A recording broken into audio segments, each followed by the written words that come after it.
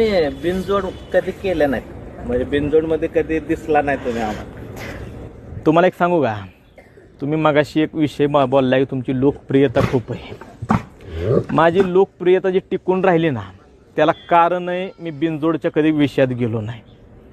आता बंदीच्या काळात बिनजोड खूप झाल्या बघा, नवीन पिढी त्याच्यात उतरली.